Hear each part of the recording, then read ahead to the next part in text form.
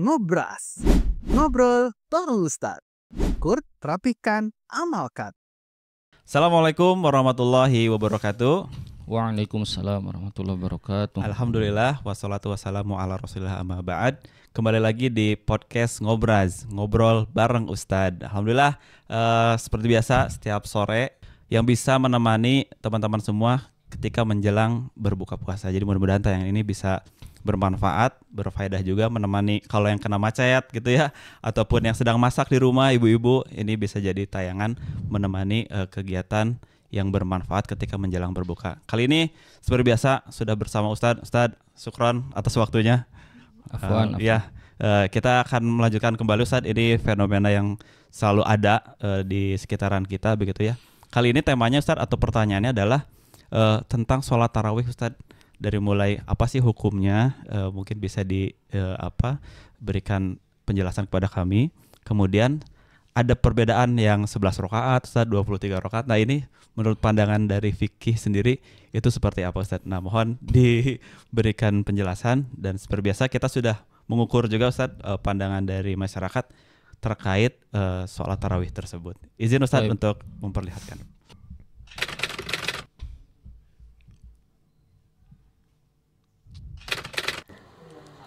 Saya tuh 11, kalau nggak salah 11. Untuk alasannya saya tidak tahu. Nah, aku ada di posisi kayak gitu, kayak di rumah ada masjid jauh tapi 11 rakaat, masjid dekat tapi 2-3 rakaat. Nah, aku tuh pernah kayak sholat di situ yang jauh sama yang dekat, kayak pulangnya mah sama-sama aja, gitu. Kayak waktunya mah sama aja, pulangnya jam segitu. Kalau saya belum pernah sih yang 23, paling yang 11 doang. Iya. Oke. Nah, begitu Ustaz. Gimana Ustaz? Mohon penjelasannya, mungkin nanti juga didetailkan lagi. Bang Ustaz. Bismillahirrahmanirrahim.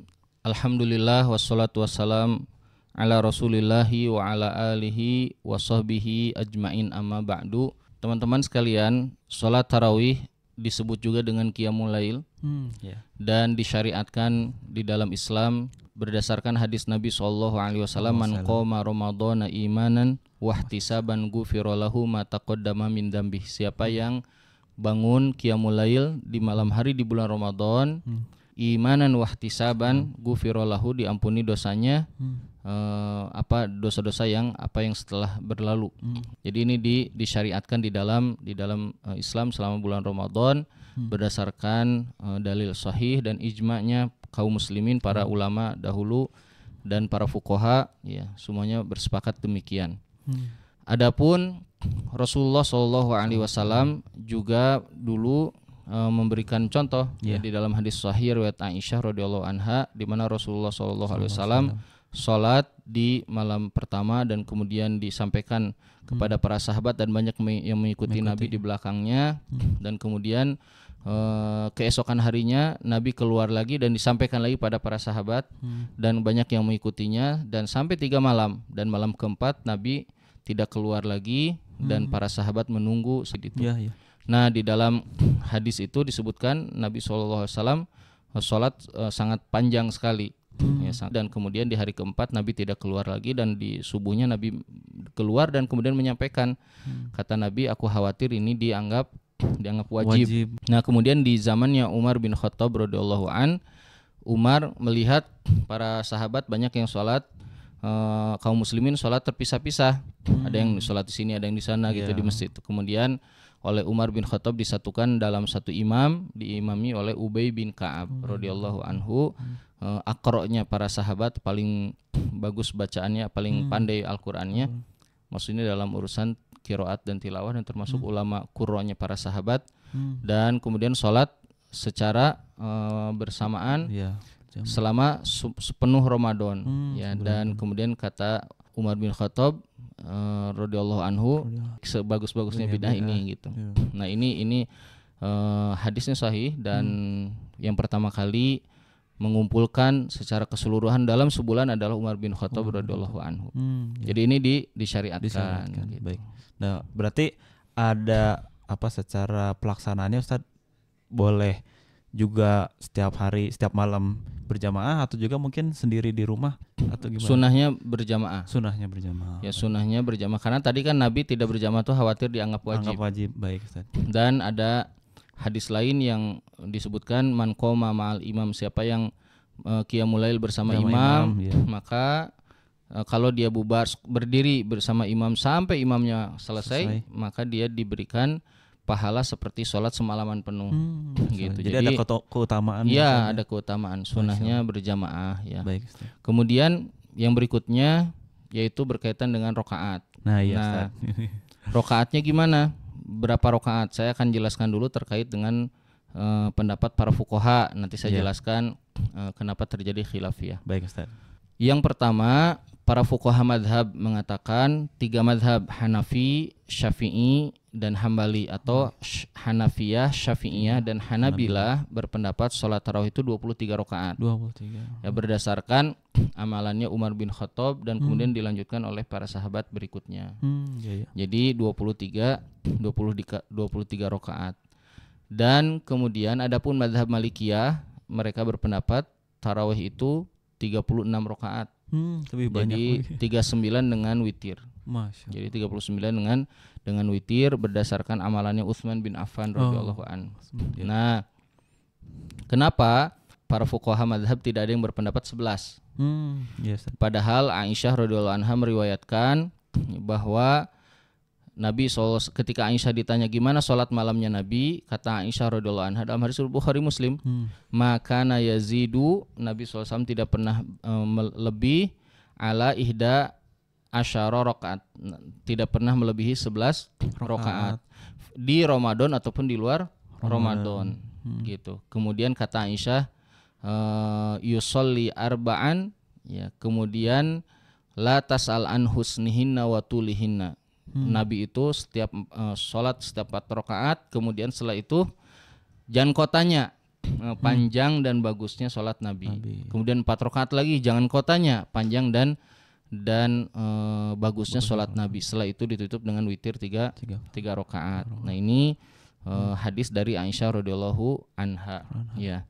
Kemudian Nabi SAW, adapun ini tadi jumlah rakaat ya. Kenapa para fuqaha tidak segitu gitu, 11? Ya. Mereka berpendapat bahwa Aisyah radhiyallahu anha tidak menjelaskan tentang batasan sholat tarawih. Ya, tapi sholat tarawih itu tidak dibatasi berdasarkan hadis sahih riwayat Bukhari Muslim juga. Nabi pernah ditanya, kalau tidak salah dari Ibnu Umar, ada seorang bertanya tentang sholat tarawih atau sholat malam, kata Nabi masna 2 rakaat fa idza khasyiya ahadukum as-subha, apabila seseorang takut waktu subuh datang, maka sholat 1 rakaat witir. Gitu. Nah, dalam hadis itu, ini hadisnya sahih juga, itu sahih tadi, dan menjelaskan tidak ada batasan rakaat itu. Adapun 11 rakaat yang disebutkan oleh Aisyah radhiyallahu anha dijelaskan dalam riwayat lain bahwa Rasulullah itu sampai menjelang subuh. Sampai para sahabat sebagian khawatir tidak terburu sahur. Ya. Nah, maka para fuqaha mengatakan kalau Anda ingin membatasi 11 rakaat, maka lakukanlah seperti Rasulullah gitu. Yaitu sholatnya panjang begitu bagus, ya.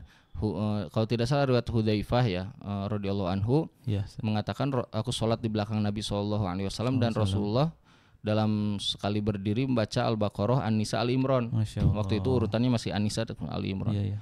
Intinya walaupun waktu itu belum lengkap Al-Qur'annya, tapi ya panjang gitu ya. Nah, menunjukkan bahwa itu panjang. Dan kata Aisyah radhiyallahu anha, la tasal an husnihina wa tulihina, jangan kau tanya bagus dan panjangnya salat Rasul. Dalam riwayat lain disebutkan apabila masuk ada ayat-ayat tasbih, Nabi bertasbih, ada ayat tentang keagungan Allah, Nabi bertasbih, ada ayat tentang siksa azab, Nabi beristighfar, bertaubat, memohon lindungan. Dan begitu ada interaksi betapa panjangnya salat Nabi gitu. Nah, kaum muslimin tidak sanggup tuh kayak gitu. Maka kemudian diperbanyak rokaatnya, kemudian setelah itu biar sholatnya tetap panjang, jadi 23 rokaat gitu. Adapun salamnya setiap 2 rokaat berdasarkan hadis tadi, masna 2. Ya, adapun 4 tadi, 4 istirahat itu adalah 4 kata Aisyah 4 rokaat, jangan kotanya 4 rokaat, itu dipahami oleh para ulama yang dimaksud adalah Nabi istirahat setiap 4 rakaat. Nah, intinya teman-teman sekalian, masalah rakaat saya ingin menggabungkan nih dua pendapat. Ya. Gimana, Ustaz? Jadi di dalam pendapat kaum muslimin hari ini yang keliru adalah berlebih-lebihan atau menggampang-gampangkan atau terlalu fanatik dengan pendapat. Apabila Anda berpendapat sholat tarawih, ada orang-orang yang berpendapat sholat tarawih harus 11, menolak 23, ini juga tidak dibenarkan. Ya, karena tidak ada pembatasan rakaat. Ya, sebagaimana hadis tadi ketika Nabi Ibnu Umar tadi, hadis sahih Nabi ditanya 2, kemudian setelah itu kalau takut subuh makan, dan ini tidak dibatasi. Ya. Kemudian apabila ada orang-orang yang harus 23 karena itu ijma, ya para fuqaha. Ini juga berlebihan, ya karena Nabi itu tidak segitu gitu. Jadi kalau menurut saya melihat pendapat para fuqaha, para ulama, maka Anda yang sanggup sholat 11 rakaat dengan sholat yang terbaik, sholatlah lakukan 11 rakaat. Dan apabila Anda mau 23 mengikuti para fuqaha, maka sholat juga 23 dengan cara yang baik. Dan tarawih ini saya jelaskan, tarawih itu berasal dari kata tarwihah. Tarawih itu kayak taslimah, jadi istirahat. Satu kali istirahat. Tarawih itu banyak istirahat. Jadi setiap salam para sahabat itu istirahat. Karena lama berdirinya. Betul. Kalau sekarang kita 11 rakaat misalnya, kemudian sholatnya cuma 15 menit, 20 menit, dan kemudian kita nyunah. Enggak nyunah dalam bentuk apa? Ya, tidak begitu. Nah, apalagi sampai bilang kami mah nyunah, yang itu mah bid'ah. Nah ini tidak dibenarkan. Tolong berhati-hati dalam berucap, ya, karena di situ ada khilafiyah di antara para ulama, para fuqaha. Bahkan 4 mazhab tidak ada yang berpendapat 11 karena khawatir tidak ada yang sanggup. Ya, dan Umar melakukannya 23. Begitu Ubay bin Ka'ab. Dan begitu. Nah, kebalikannya, orang yang 23 dengan mengatakan ini yang paling kuat karena para fuqaha selalu 23 bahkan lebih, dan itu enggak benar. Ini juga terlalu berlebihan. Jadi mau 11 silakan, mau 23 silakan, mau 36 seperti mazhab Maliki, 39 ya silakan. Yang paling penting yaitu adalah sholatnya. Tadi kata Aisyah, la tasal an husnihinna wa tulihinna. Jangan kau tanya tuh panjang, bagus dan panjangnya sholat Nabi SAW. Berarti yang paling penting adalah kualitas di dalam sholatnya, bukan ribut masalah jumlah bilangan. Semua mazhab mengatakan demikian, tidak ada kewajiban harus menetapkan bilangan, tapi 23 itu kebiasaannya. Beberapa generasi di zaman dahulu dari mulai Umar, kemudian bahkan di zamannya Utsman berubah jadi 36, 39. Jadi berarti tidak ada batasan. Iya, betul, Ustaz. Tidak ada batasan. Bahkan orang yang sholatnya cuma sanggup 7 rakaat juga tidak masalah, sholatnya tetap sah. Ya, tidak apa-apa. Jadi gini, pelajari hukumnya, amalkan mana yang terbaik, jangan ribut. Karena ribut ini tidak ada kebaikan di dalamnya. Apalagi mungkin gini Ustaz, tadi kan kalau ditanya siapa sekarang yang mampu, sudah sangat sulit Ustaz ya mengikuti seperti Nabi gitu ya. Yang paling bahaya kan kalau di kita panjang sedikit maumnya udah ada yang ada karena mungkin capek ada segala macam, tidak terbiasa. Iya, tidak terbiasa. Tapi ya tadi alhamdulillah Ustaz sudah menjelaskan. Mungkin ada tambahan lain Ustaz, karena banyak juga yang sering kita dengar Ustaz yang sampai ngebuat sampai mungkin itu tidak dibenarkan ya, kayak misalnya 23 tapi tidak tumakninah. Kan tumakninah rukun sholat. Betul Ustaz ya. Tumakninah itu rukun. Bahkan dalam mazhab Syafi'i mengharuskan minimal sepanjang orang mengucapkan subhanallah. Subhanallah tuh kalau orang mengucapkan kalimat subhanallah itu kadar minimal tumakninah. Jadi kalau orang sami Allahu liman hamidah baru begini Allahu akbar, baru kepala kena Allahu akbar, dia belum tumakninah dan sholatnya tidak sah, karena tumakninah rukun sholat. Dan Nabi mengatakan irka hatta tatma'inna raki'an, rukulah sampai tumakninah, sujudlah sampai tumakninah, tidaklah sampai tumakninah. Nah, berarti kalau tidak tumakninah ini tidak dibenarkan dan dilarang kan. Sholat seperti ayam makan ayam kan gitu tok gitu. Nah, jadi Yang paling penting makanya teman-teman sekalian dalam hal ini saya sudah sampaikan tadi pendapat-pendapat para fuqaha dan juga terkait dengan hadis-hadis yang tadi 11 dan juga hadis yang ada hadis lain yang sahih yang tidak membatasi rakaat bahwa masalah qiyamul lail tidak ada pembatasan khusus rakaat. Mau Anda 11 mengikuti riwayatnya Aisyah radhiyallahu anha, mantap, sholat yang panjang. Ya. Kemudian Anda mau 2-3 ngikutin para fuqaha dan itu amalannya para beberapa sahabat setelah Rasulullah wafat, yaitu dari mulai zamannya Umar kemudian kesananya, maka itu juga bagus. Sholatnya panjang juga. Betul. Silakan. Tapi kalau sholatnya merasa dirinya paling nyunah, paling sesuai dengan para fuqaha, tapi ngebut, ini tidak dibenarkan. Dan berdebat itu tidak dibenarkan juga. Betul, Ustaz. Gitu. Udah mau berdebat terus nggak sholat tarawih, nah itu lebih bahaya lagi. Parah. Iya. Baik Ustaz, mungkin cukup atau ada lagi Ustaz?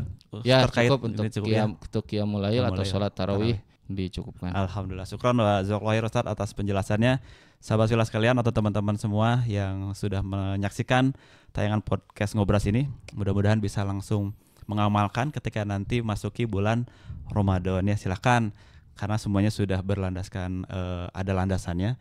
Jadi silakan bisa diamalkan. Mohon maaf bila ada salah-salah kata. Kita akan ketemu lagi di podcast Ngobras spesial menjelang berbuka. Assalamualaikum warahmatullahi wabarakatuh. Waalaikumsalam warahmatullahi wabarakatuh.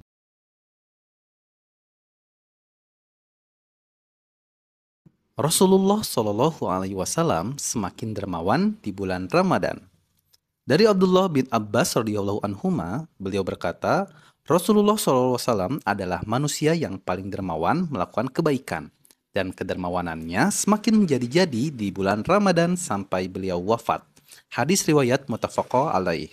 Sahabat fillah, mari ikuti jejak Rasulullah dengan cara salurkan infak, sedekah, zakat terbaiknya melalui. Semoga Ramadan ini dan seterusnya menambah keberkahan bagi rezeki sahabat fillah sekalian. Syukran wa jazakumullah khair. Barakallahu fikum.